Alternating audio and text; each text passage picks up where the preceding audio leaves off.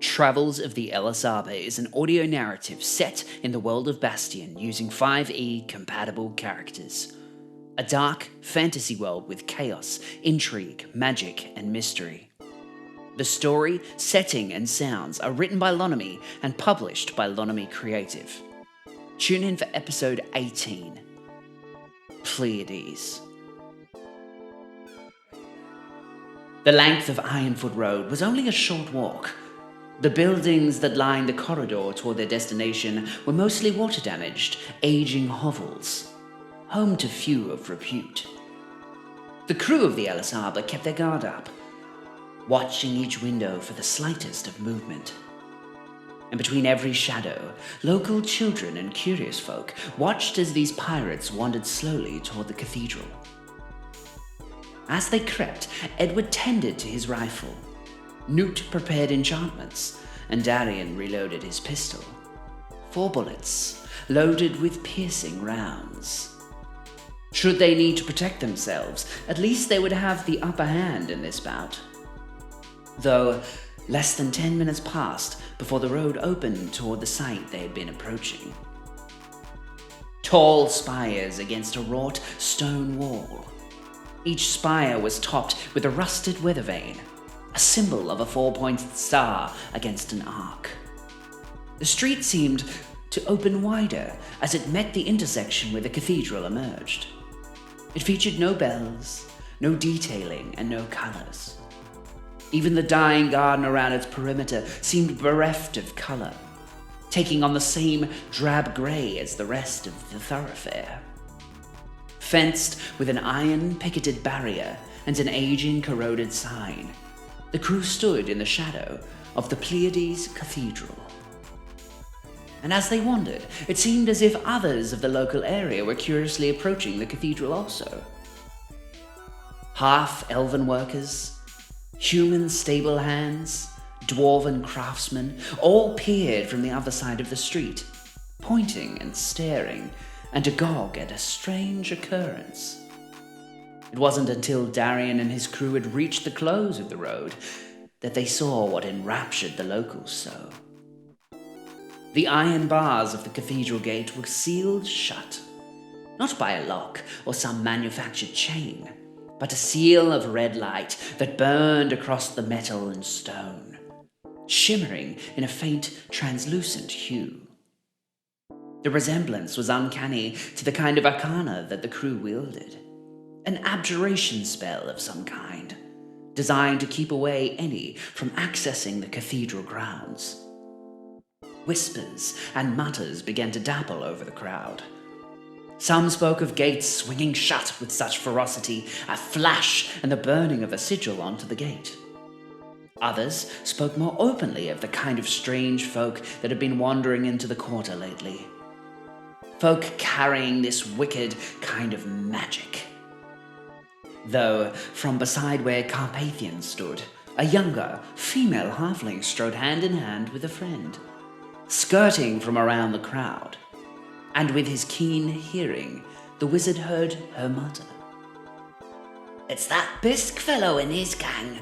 The last time they were here, they brought the same kind of red magic. I wonder what foul business they have in Pleiades this time. Hope they're not causing trouble for us poor folk." And leaning toward the captain, Carpathian repeated the exchange, pointing toward the corner where the halfling couple now wandered. I should have figured that Killian would be infamous in these parts. Considering the way that Tamora spoke of their history with the township, I should not be surprised. Though, we cannot approach the cathedral like this. Too many people around. They will as likely suspect us of the same witchcraft as he. "Well, what should we do? We can't just stand around and wait for them to disperse."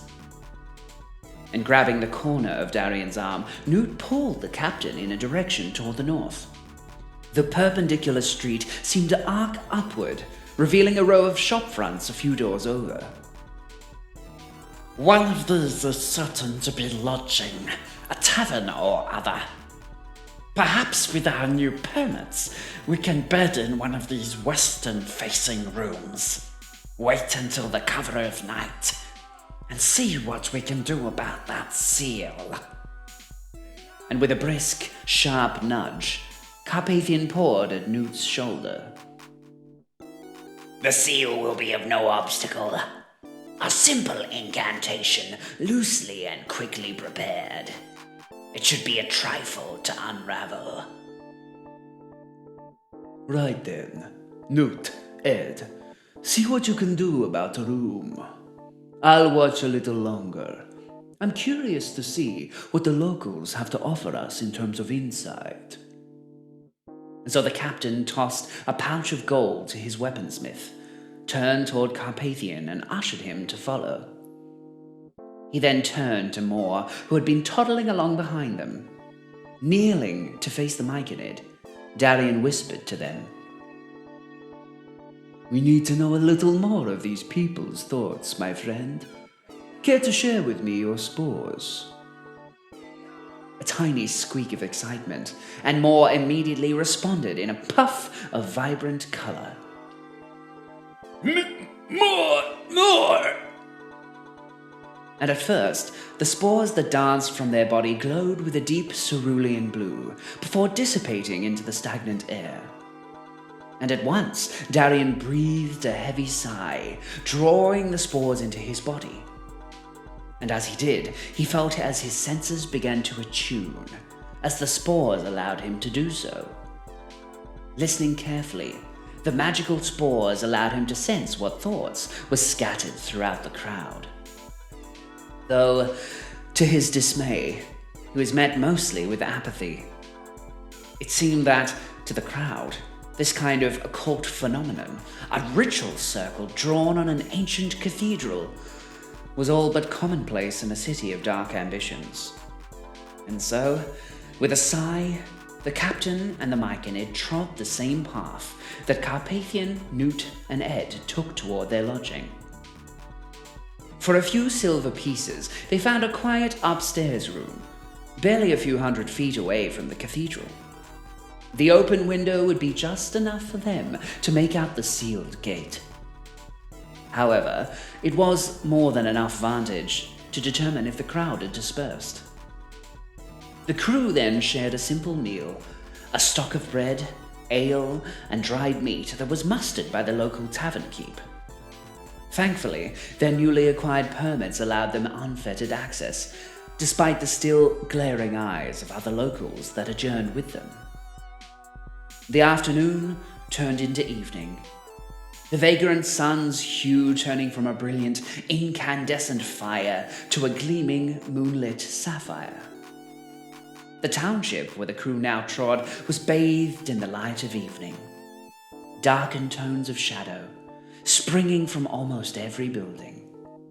And thankfully, with the day almost done, it seemed that much of the enamored crowd had already headed for home, clearly full of the day's entertainment. And so, leaving a lock on their door, they each crept downstairs, out of the now bustling tavern and onto the street once more. And at once, Carpathian began to study the arcana that conjured this circle. It appeared, at least to the wizard, that the seal was somewhat divine.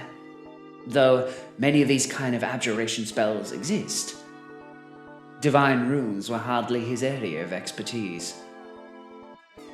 Perhaps I was too brash with my confidence. These divine sigils are quite rudimentary in nature, but I lack the necessary tools to depose them. Often, it requires speaking the name of whatever being granted the caster their powers. We may need to return to the caretaker. I'm unfamiliar with the iconography of this cathedral. I have an idea. Perhaps Killian has left us a clue as to what grants him his power. And as confidently as he could muster, Darian strode into the center of the intersection, the whole of the cathedral in his sight. He gleaned over every detail, every rusted icon that made for a crude religious tapestry. The iron sigils of stars and arcs seemed ominous enough, but were likely a relic of whatever came before. A god that the old elven wardens must have worshipped. His eyes wandered toward the spiked fence posts. Their bladed edges seemed more softly curved than a typical fence topper, almost as if their spear tips were instead representative of beads of dew, teardrops that came to a fine point at the top. And as he continued, his scry of the outer walls, his eyes turned to the now red abjuration arcana in front of him.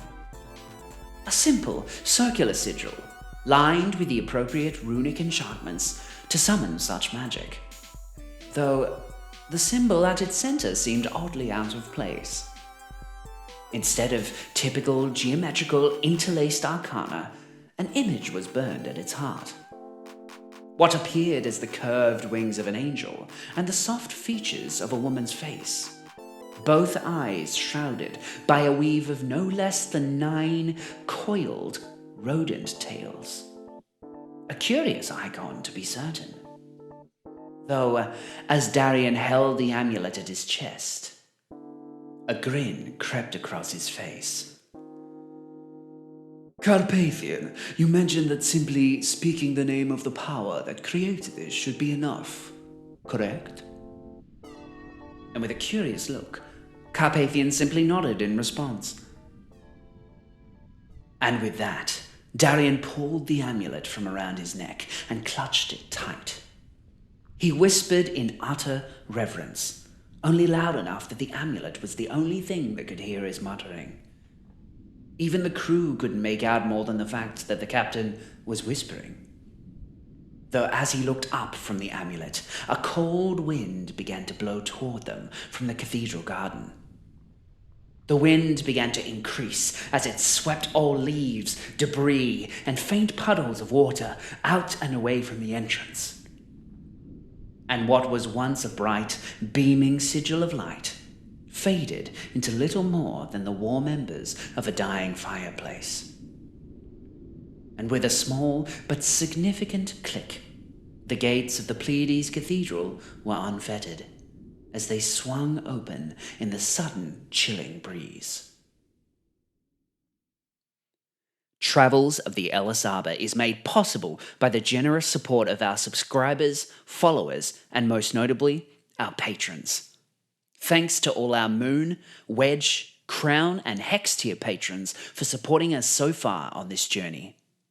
Please subscribe, give a like or a comment, follow us on Twitter, and stay tuned for the next episode. Don't forget, take care of each other.